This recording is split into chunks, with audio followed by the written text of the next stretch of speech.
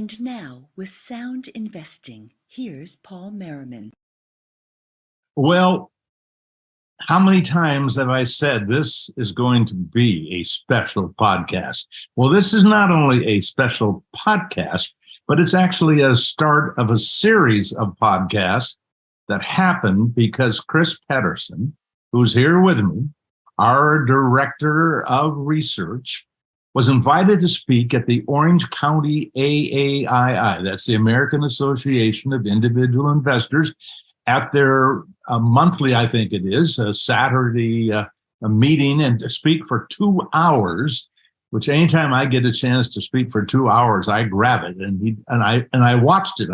I took the morning off on would that be July 22nd, and watched him present about the selection of best-in-class ETFs and about investor behavior. Now, I want to tell you, I don't have a competitive bone in my body unless somebody challenges me, and then I become very competitive. Well, Chris has never challenged me, but he did throw down the gauntlet. He threw the glove down.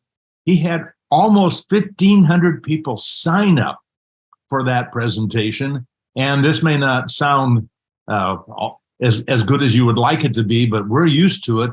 A lot of people at the last minute find something else to do, but he had about 650 people show up. I mean, that is a record for the work that we've been doing. So, Chris, first of all, thank you for doing it. And what happened because of this presentation, and I thought it was a great presentation, what happened is we got buried with questions. I really should say you got buried with questions and you couldn't answer them all. And so instead we decided, all right, we promised that we would respond if they had questions, but we don't want to do it one at a time.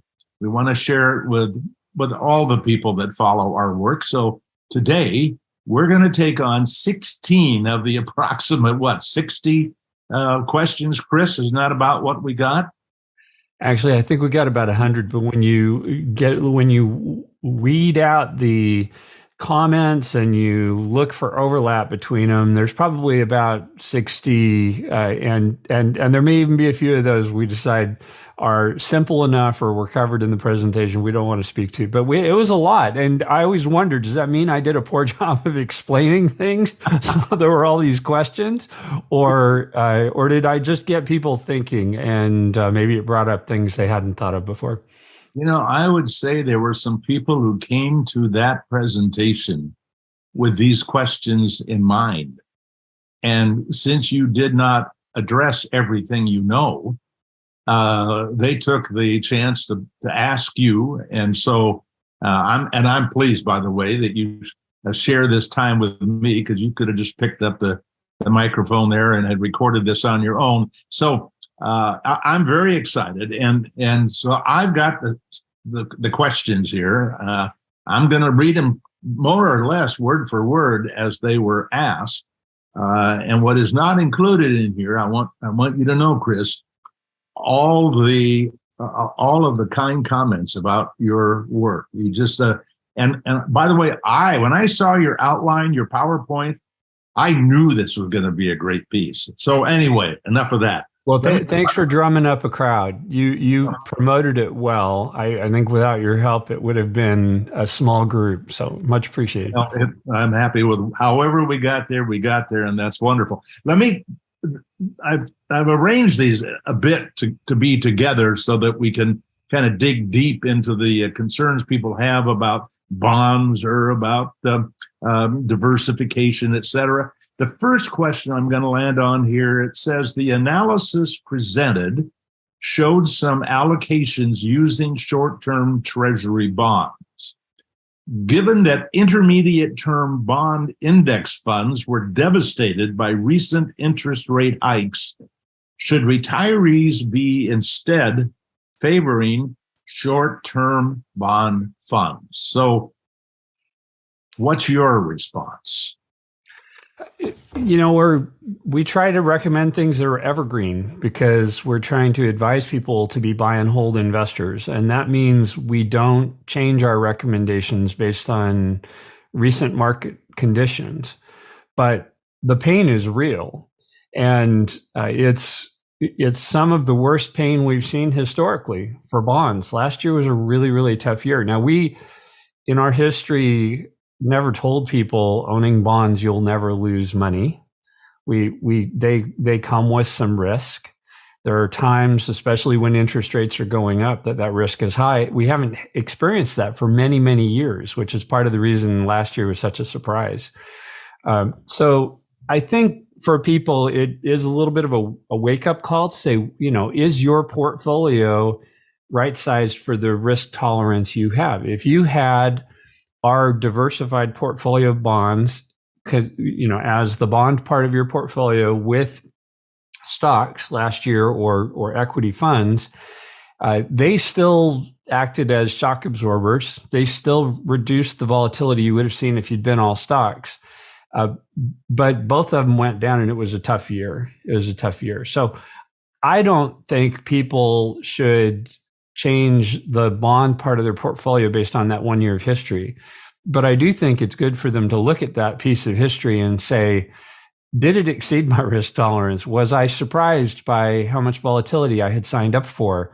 And if so, they have two choices. They could, if they wanted, decide to go with a more conservative bond portfolio, but they could also just step down the amount of equities in their overall portfolio and maintain the diversification that they've got in the bonds that we recommend. So either way, we don't change our recommendations for the bonds they should have. Now, in my presentation, I did use short-term bonds as an example of an asset that was the most different from stocks and from small cap value. And that may have also helped trigger this question, but that was just a teaching example, not the portfolio we recommend. Well, and I think the portfolio we recommend, that's an important topic, because when we recommend somebody find that combination of stocks and bonds, my wife and I are 50-50. And so we look at the fine-tuning table that we encourage everybody to look at to understand what is the risk of that combination of stocks and bonds. And we use in the stock portion a combination of big, small, value growth, U.S., international. And so the idea is not how did bonds do or how did emerging markets do. I want to know, did it fall within the parameters that we said you would probably have to face along the way? And last year, while the stock market was down, I believe something like the S&P 500 was down 18-19%, if I recall, and the worldwide, the ultimate buy and hold strategy that has a little bit of everything, that 50-50 strategy was down about 10%. And so it did what it was supposed to do.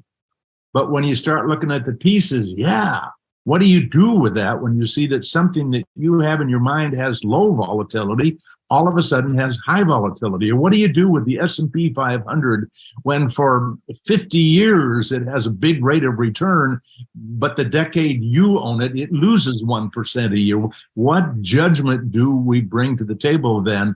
And as Chris said, it's the whole package that we're trying to help people get to. And I absolutely would applaud the idea.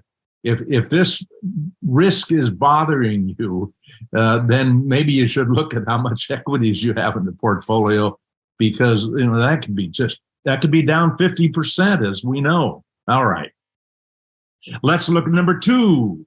CDs seem to be very attractive right now. Is there an argument to be made for parking cash in CDs? Now, that's an interesting question. Go ahead, Chris. Yeah, the opportunities right now in relatively low risk assets are tempting. And we just went through this ourselves because we realized some gains to fund our annual expenses, which is what we do in retirement. And we were trying to decide, what do we do with that cash? And so we just went through looking at some of this. CDs pay a little over 5% today. Money market funds are paying just a little under 5%. And that's kind of an interesting comparison because the CD locks in the interest rate, but it also locks up your money. So that's a 10-month CD that pays a little over 5. The money market funds give you 1-day liquidity, which is really nice, but they don't lock in the interest rate. So if interest rates come down, then you're going to be getting less paid out of those on your interest. There's also government bonds, short-term government bonds that pay over 5%. That's how these other tools deliver the interest rates they do, is by investing in government bonds. But as an individual, if you invest directly in those government bonds, there's a potential state tax benefit because you save some tax on the interest that you would have paid on these other tools at a state level. So you got a lot of choices. And my wife and I, as we looked at this question, we went and we looked at Paul's Vanguard monthly income fund, the one that we recommend on the website to compare and see, well, how much volatility and gain has there been there? And I think it went down. Actually, we can share that. I've got it right here. Give me just a second, and I'll pull it up. Okay, so my wife and I went and we looked at this and we said, okay, well, what are our options? And there are 3 things in here. So the first portfolio is the Vanguard monthly income, which is this equal 25% in 4 different funds. There's a Vanguard short-term corporate bond, a Vanguard intermediate term corporate bond, a Vanguard Ginnie Mae, which is kind of real estate related, and a Vanguard high yield corporate. And then the second one on this chart is basically, it's SHV, it's an ETF, but it's similar to money market funds. And then the last one is the bond portfolio that we recommend overall for long term. And what you can see down here is that this history only goes back to 2012, 2013. So it's short, but what you see in here is that the reason people are asking these questions is that this long-term portfolio, which is portfolio 3, has a return over the last 5 years that's close to the very, very safe thing you would have gotten in a money market fund. And ironically, the best return over that period of time has been your monthly income Vanguard portfolio. But look at the difference in volatility. The money market thing pretty much just goes up. And the long-term one goes up a little bit, but up and down. And this monthly income one went up and down a lot. Now, if we inflation adjust it, it's a different picture because the monthly income one actually is just a slight loss at this, what are we, about 10 years, where both the more aggressive and the safer one are a more substantial loss. So when we talked this through, and I think other people need to kind of think about it in a similar way, my wife was uncomfortable with the idea that the money we'd set aside for our next year of expenses would go up and down as much as either of these more aggressive strategies, either the monthly income or the long-term bond strategy. She wanted something as safe as the 5% that we can get today, and something that it may go down over time. It may be 4%, maybe 3%, but just knowing, even though it may go down in its real purchasing power due to inflation, that the actual number wouldn't go down and it wouldn't fluctuate as much. So that's what we decided, and I could see a lot of people making the same decision today.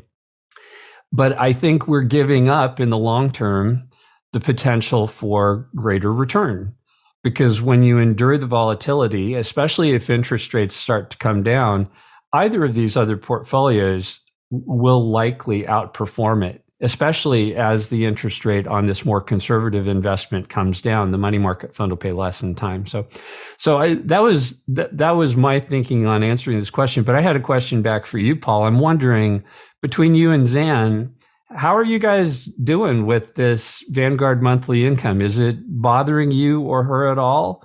Well, in terms of its volatility, or are you just riding it out and it's all fine and good? I don't use it. Oh, you don't use it? I don't use it. And I'll tell you where that portfolio came from.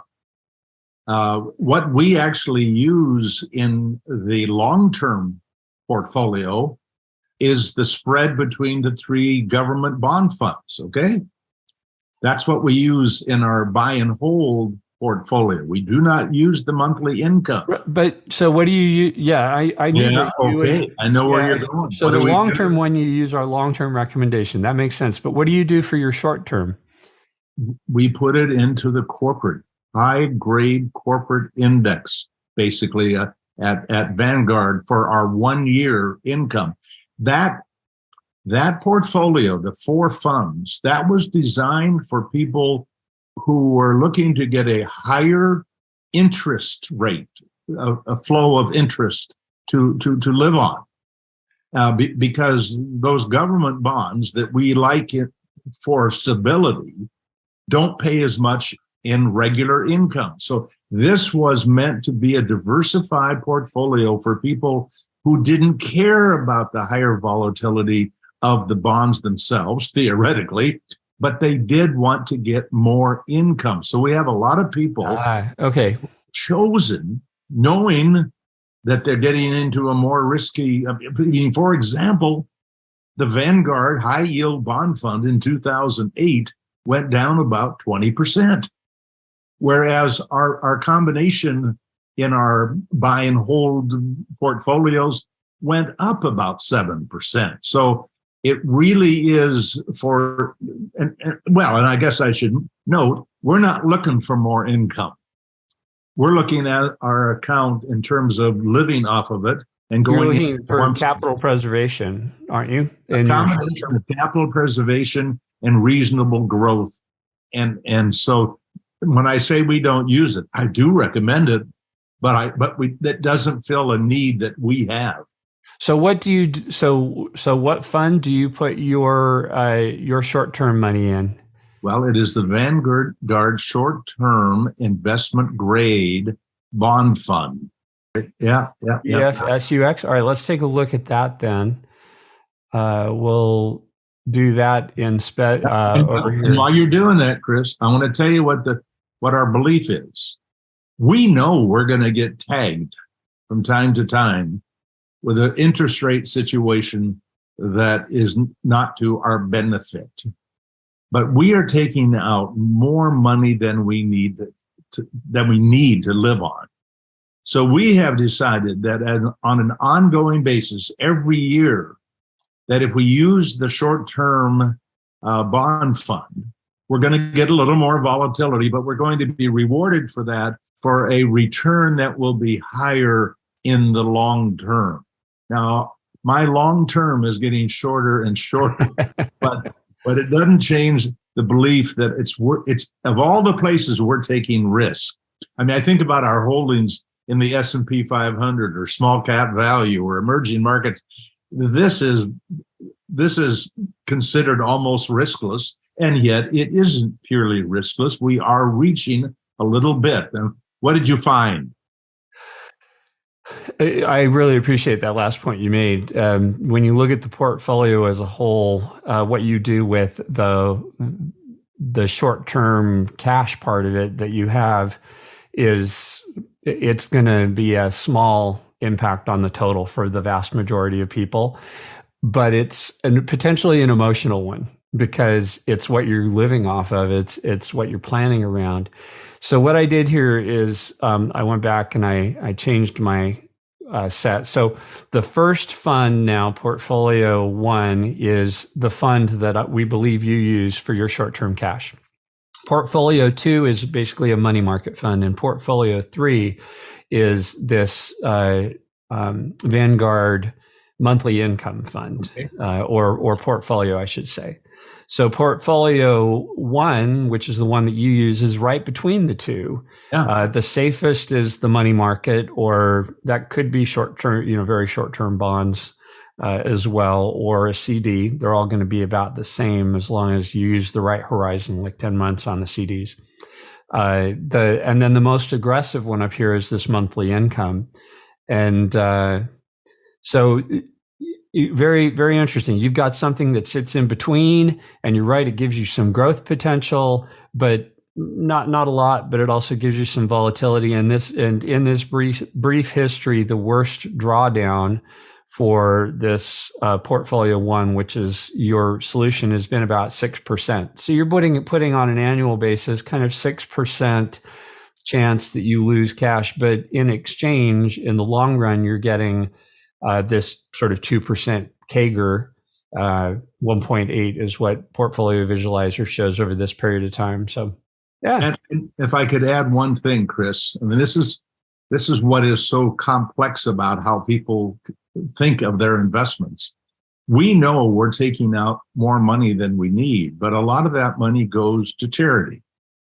And so the conversation we had about this was, look, if we take a little more risk, we're going to be able to give away more. I mean, there's going to be a payoff for us, because it wasn't about having more money to live on. We already had more than we needed. It was about what we gave. Yeah. And we felt we could take that risk for other people.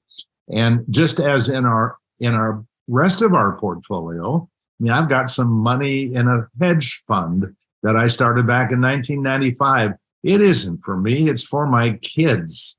And so again, it's the reason sometimes people need an advisor, and is to kind of think through what are all of the reasons you are what you are as a money person, and tell us what it is you want it to do.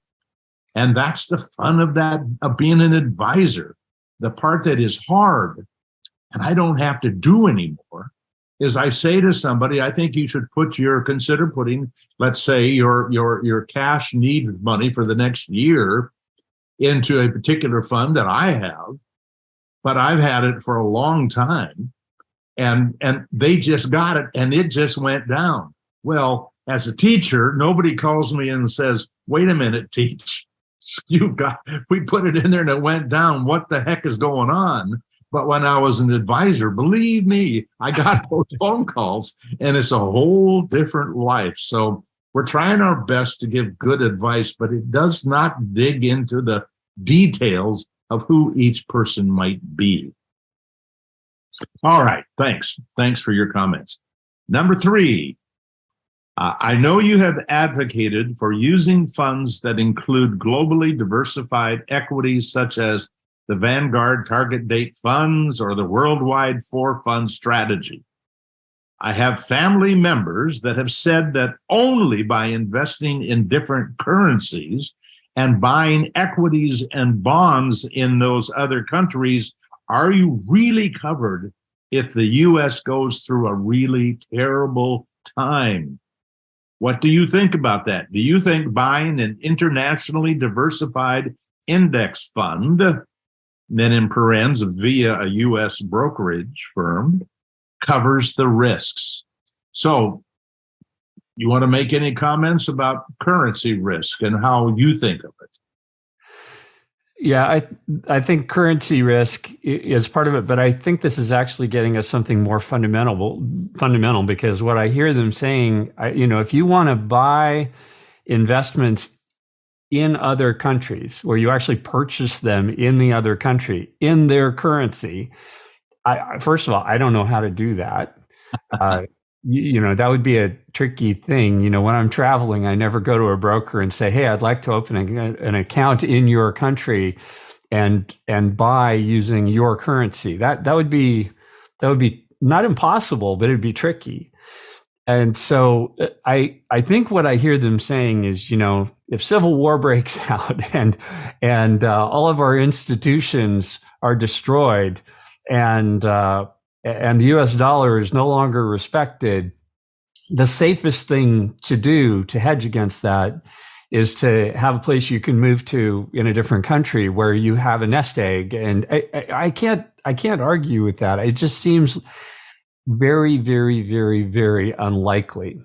And so on the one hand, yes, if you want to have the ultimate protection, you could go to those lengths and those extremes.